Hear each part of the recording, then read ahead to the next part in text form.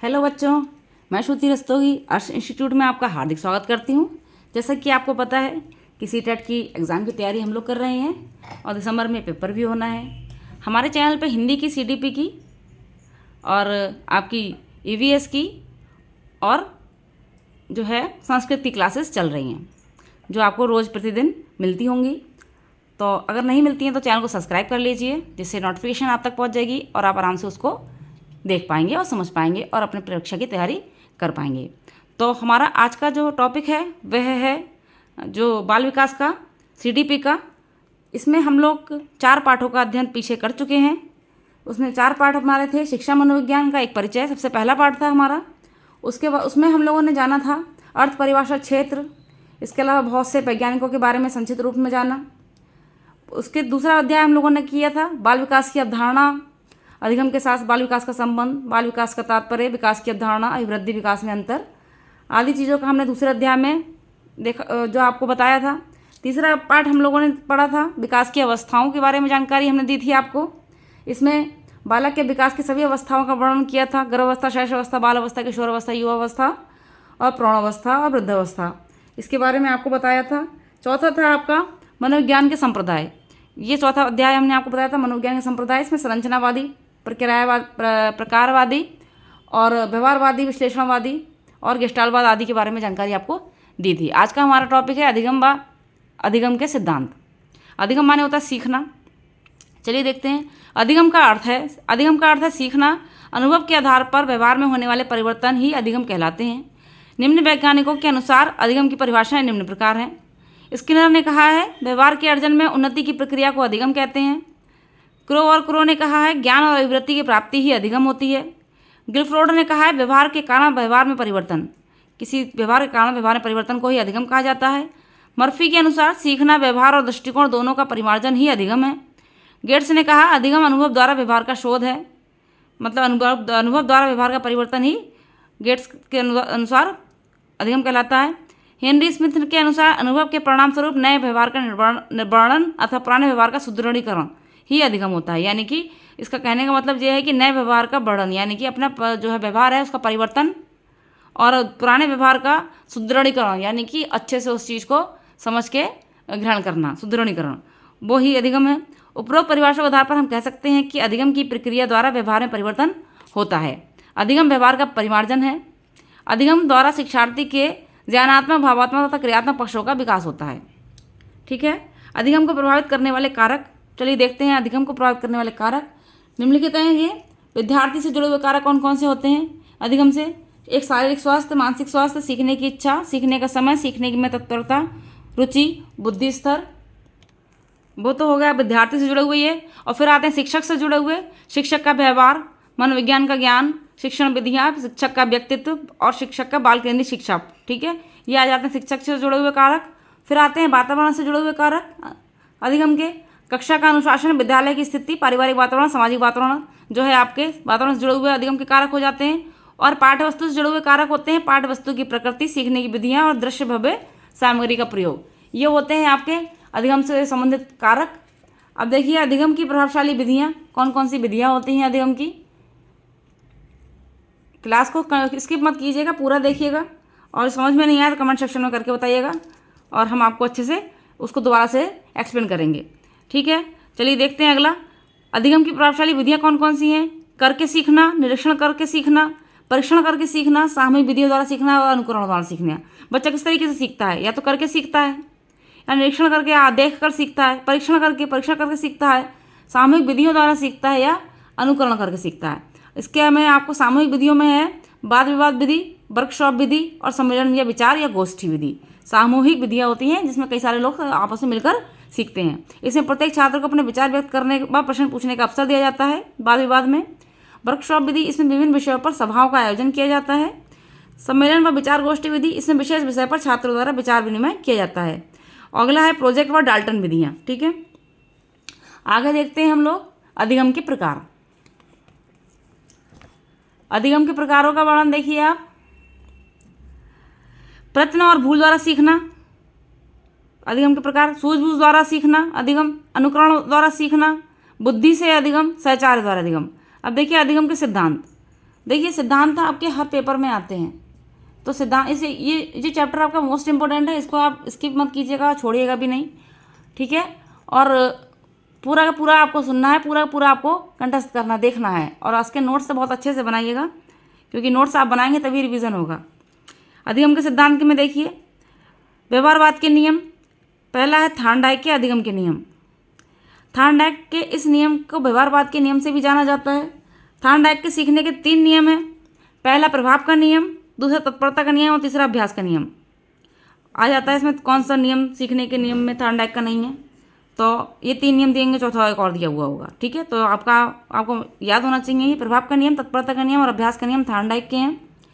इसके बाद उपयोग का नियम और अनुप्रयोग का नियम, ठीक, थार्नडाइक के नियमों में आ गया। अब देखते हैं थार्नडाइक के अधिगम के गौण नियम। ये तो आपके थार्नडाइक के सीखने के नियम हो गए। और गौण नियमों में कौन कौन से हैं? बहु अनुक्रिया का नियम, मानसिक स्थिति का नियम, आंशिक क्रिया का नियम, आत्मीकरण का नियम, सहचार्य परिवर्तन का नियम। ये भी थार्नडाइक के अधिगम के गौण नियम के अंतर्गत आते हैं। आपको गौण नियम और सीखने के नियम, ये दोनों ही आपको अलग अलग जो है हेडिंग बनाकर इसके नोट्स बनाइएगा, क्योंकि ये 5 आपके जो है अधिगम के गौण नियम में हैं। और यहाँ पर 3 मुख्य नियम, तत्परता का नियम, प्रभाव का नियम, अभ्यास का नियम, ये थार्नडाइक के सीखने के नियमों में है, ठीक है। तो यहाँ पर आप देखते हैं बहुक्रिया का नियम, मानसिक स्थिति का नियम, आंशिक क्रिया का नियम, आत्मीकरण का नियम, सहचार्य परिवर्तन का नियम, ये थार्नडाइक के अधिगम के गौण नियमों के अंतर्गत आते हैं। अगला देखते हैं अधिगम के सिद्धांत। प्रयत्न एवं भूल का सिद्धांत, जिसे सहचार्यवाद का सिद्धांत भी कहते हैं। संबंध प्रतिक्रिया का सिद्धांत, जिसे व्यवहार का सिद्धांत भी कहते हैं। सूझ का सिद्धांत गेस्टाल्टवाद का सिद्धांत के नाम से भी जाना जाता है। अनुकरण का सिद्धांत सहचार्यवाद का सिद्धांत होता है। फिर आता है व्यवहार व संज्ञानवाद का सिद्धांत, ये थार्नडाइक का है। थार्नडाइक का सिद्धांत सहचार्यवाद, प्रयत्न एवं भूल का सिद्धांत, या संबंधवाद का सिद्धांत, या अनुबंध का सिद्धांत। देखिए इसमें व्यवहारवाद, संज्ञानवाद, इस वाले जो आपको नंबर है, ये थार्नडाइक के सिद्धांत को इन नामों से जाना जाता है। प्रयत्न व भूल का सिद्धांत, संबंधवाद का सिद्धांत, अनुबंध का सिद्धांत, व्यवहार व संज्ञानवाद का सिद्धांत, और इसके अलावा हर्ष व दुख का सिद्धांत या संयोजनवाद का सिद्धांत, ठीक है। तो ये सभी एक थार्नडाइक के नियमों के अंतर्गत आते हैं। थार्नडाइक के नियमों में देखिए यहाँ पर एक छोटा सा चित्र दिया हुआ है। इसमें क्या है देखिए, थार्नडाइक का प्रथम प्रयोग भूखी बिल्ली पर था। थार्नडाइक द्वारा द्वितीय प्रयोग चूहे पर किया गया। अब थार्नडाइक ने समस्या नामक बॉक्स नामक पिंजरे में भूखी बिल्ली को बंद किया। पिंजरे के बाहर मछली मांस की तश्तरी रख दी। इस प्रकार बिल्ली को बाहर आने के लिए 100 प्रयत्नों से गुजरना पड़ा। संबंध प्रतिक्रिया का सिद्धांत, क्लासिक अनुबंध का सिद्धांत, शास्त्रीय अनुबंध का सिद्धांत।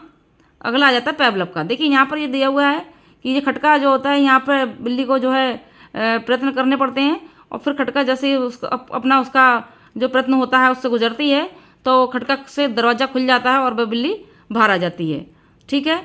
इसी प्रकार से चूहे पर था कि बटन, एक समस्या बॉक्स में बटन होता है, और बटन जो है जब चूहा उछल कदमी करता है तो उस बटन पर उसका जो है एकाएक अचानक ही पैर हाथ पड़ जाता है और वो खुल जाता है और उसको भोजन प्राप्त हो जाता है। तो धीरे धीरे उसको इस चीज़ में जो है समझ में आने लगा कि ये जो है बटन दबेगा, खटका होगा, तभी जो है गेट खुलेगा और उसे भोजन प्राप्त हो जाएगा। तो एक समय ऐसा आता है कि जो भूखी बिल्ली या चूहा जो होता है, जैसे ही उसे बंद किया जाता है, वो खड़ाक से अपना जो है खटका दबाता है और सीधे बाहर आ जाता है, ठीक है। तो इसको कहते हैं जो है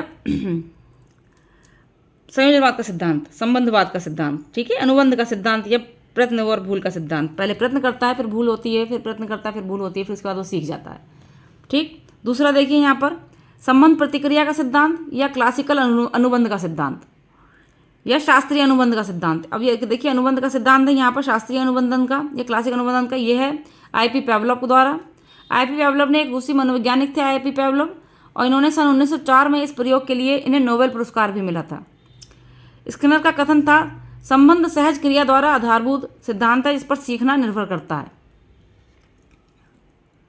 अब देखिए यहाँ पर प्रयोग पावलोव ने किया था, कुत्ते पर प्रयोग किया था, इसमें घंटी का प्रयोग किया था, ठीक है। इसमें क्या था कि जब जो है कुत्ते को जो है भोजन दिया जाता था, उससे पहले घंटी बजा दी जाती थी, उसके बाद उसे भोजन दिया जाता था। फिर एक समय ऐसा आया, जैसे ही घंटी बजाई तो कुत्ते के मुंह में से लार टपकने लगती थी कि अब हमें भोजन मिलेगा। घंटी के साथ उसका जो है संबंध स्थापित हो गया था कि जो है घंटी बजते ही हमें भोजन मिलेगा। तो इस प्रकार से पावलोव का प्रयोग था ये। फिर आता है क्रिया प्रसूत का सिद्धांत, क्रिया अनुबंध सिद्धांत या कार्यात्मक अनुबंध सिद्धांत, ये BF स्किनर ने किया था। स्किनर ने अपना प्रयोग जो है जिस मंजूषा का निर्माण किया उसमें स्किनर बॉक्स के नाम से जाना जाता है। स्किनर ने अधिगम की व्याख्या दो प्रकार के व्यवहारों से की है, प्रतिक्रिया का व्यवहार और क्रिया प्रसूत का व्यवहार। स्किनर का प्रयोग चूहे पर, कबूतर पर हुए थे, इसमें मंजूषा यानी स्किनर बॉक्स का प्रयोग किया गया था। इससे अंतर्दृष्टि या सूच का सिद्धांत या गेस्टाल्ट का सिद्धांत भी कहते हैं। कोहलर अंतर जी यहाँ पर फिनिश हो गया है। फिर आता है अंतर्दृष्टि या सूच का सिद्धांत या गेस्टाल्ट का सिद्धांत। कोहलर इस सिद्धांत को गेस्टाल्ट का सिद्धांत भी कहते हैं। कोहलर के इस सिद्धांत को गेस्टाल्ट का सिद्धांत भी कहते हैं। इसका प्रतिपादन जर्मनी के गेस्टाल्टवादियों ने किया था। कोहलर ने किस पर प्रयोग किया था? कोहलर ने किया था बनमानुष पर प्रयोग। कोहलर ने बनमानुष पर प्रयोग किया था, ठीक है। उसका नाम सुल्तान था। ये क्वेश्चन में आ जाता है आपका, कोहलर ने जिस बनमानुष पर प्रयोग किया था उसका नाम क्या था? तो उसका नाम सुल्तान था। इस प्रयोग में कोहलर ने एक डंडा, संदूक, 6 केले का प्रयोग करते हुए 4 चरणों में पूरा किया, ठीक है। अंतर्दृष्टि के जन्मदाता 4 गेस्टाल्टवादी वैज्ञानिक थे, वर्दीमर, कुर्टकोपका, कोहलर और कुर्टलेबिन। देखिए यहाँ पर चित्र बना हुआ है, बनमानुष है, ठीक है, बॉक्स है, ठीक है। और देखिए अंत में बॉक्स में चढ़कर बनमानुष ने केले प्राप्त किए। एक डंडा था, 2 डंडे जोड़कर प्रयोग किया जाता था जो। एक संदूक था, 2 संदूक थे, एक के ऊपर एक रख के प्रयोग किए जाते थे जो। तो यहाँ पर क्या था, एक कमरे में बनमानुष को बंद कर दिया गया और उसके सम्मुख कुछ डिब्बे डाल दिए गए, जो डिब्बे ऐसे थे कि वो एक के ऊपर एक सेट हो जाते थे। तो और ऊपर छत पे उसने केले बांध दिए थे इतनी दूरी पर कि डब्बे के ऊपर डब्बा रख के सेट करके ही अगर डिब्बे के ऊपर चढ़ा जाए तभी केले बनमानुष प्राप्त कर पाए। बनमानुष उछलता रहता है, कूदता रहता है, केले तक नहीं पहुंच पाता है, भूखा होता है, फिर वो अपना दिमाग लगाता है, एक डिब्बा रखता है, एक डिब्बे से जब उसका हाथ नहीं पहुँचता तो वो डिब्बे के ऊपर डिब्बा रख के देखिए यहाँ पर उस भोजन तक अपने पहुँच जाता है। इसी प्रकार से क्या था, डंडे वाला प्रयोग था कि ऐसे 2 डंडे थे जो जुड़कर आपस में प्रयोग हो जाते, जुड़ के एक हो जाते थे। 2 डंडे थे, 2 डंडे जुड़कर एक हो जाता था और वो डंडा लंबा हो जाता था। तो जो है बनमानुष ने उस डंडे से भी जोड़ के केले प्राप्त किए थे। फिर आता है अपना संज्ञानात्मक विकास का सिद्धांत, जीन पियाजे का संज्ञानात्मक विकास का सिद्धांत। फिर लेव सेम्योनोविच विगोत्स्की का संज्ञानात्मक का सिद्धांत। फिर ब्रूनर का संज्ञानात्मक अधिगम का सिद्धांत है। फिर जीन पियाजे का संज्ञानात्मक विकास का सिद्धांत देखिए। संवेदी प्रेरक काल होता है ये 2 वर्ष तक का, 0.2 वर्ष तक का। क्रियाओं की पुनरावृत्ति होती है, आत्म केंद्रियता की स्थिति होती है, पकड़ना व सुनना सीखता है बच्चा, छिपी हुई वस्तुओं को खोजने का प्रयोग करता है, वह कारण व परिणामों में संबंध स्थापित करने लगता है। अगला देखिए, प्राक संक्रिया काल ये 2 से 7 वर्ष का होता है। ये 0 से 2 वर्ष का था, अब 2 से 7 वर्ष का होता है। इसमें आत्मकेंद्रिता, श्रृंखलाबद्ध केंद्र विहीन चिंतन, चिन्ह प्रतीकों में अंतर स्पष्ट होने लगता है। धीरे धीरे उसमें तार्किक गणितीय संप्रत्ययों का विकास हो जाता है। अनुकरण खेल में बच्चा रुचि लेता है, पूर्व संकल्पना उसमें विकसित हो जाती है तथा भाषा का विकास बच्चे में प्रारंभ हो जाता है।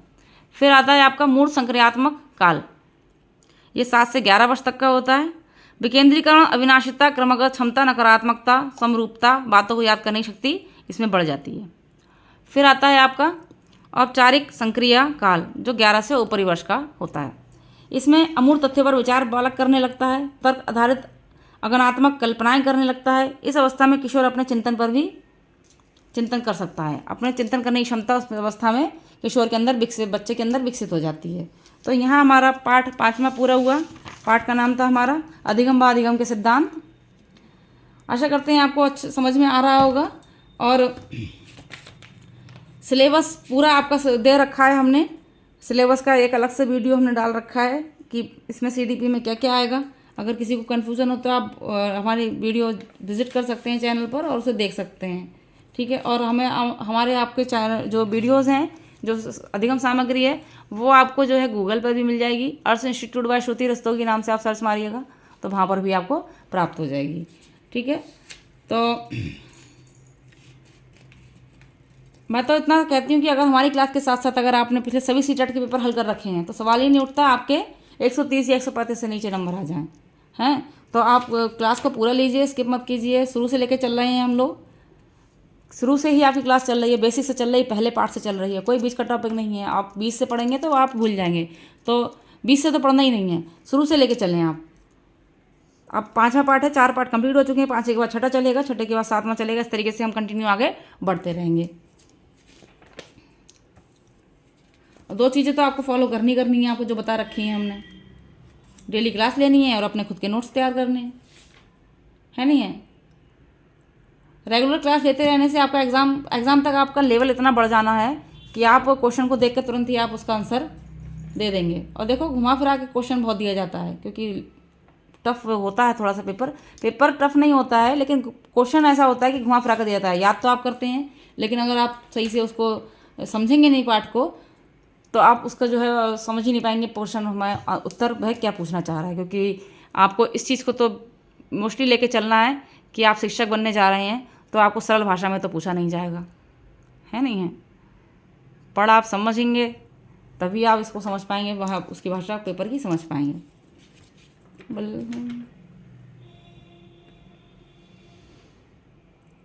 टारगेट अपना 30/30 का लेके चलिए, हैं। जो डेली क्लास ले रहे हैं वही जो है आगे सक्षम हो पाएंगे, अन्यथा आप स्किप करते जाएंगे या फिर छोड़ देंगे बीच में क्लास, तो बहुत ही मुश्किल है कि आप की तैयारी अच्छे से हो पाए। यही गलतियाँ होती हैं बच्चों की, और इसी गलतियों के चक्कर में बच्चा जो है 1 आध नंबर से रह जाता है। तो क्लास को डेली लीजिए, हमारे साथ बने रहिए। और नेक्स्ट हमारा जो वो होगा पार्ट, उसका है नाम बुद्धि के विषय में पढ़ेंगे हम लोग, ठीक है। 6ठा अध्याय। मिलते हैं आपसे नेक्स्ट वीडियो में, तब तक के लिए टेक केयर, थैंक यू।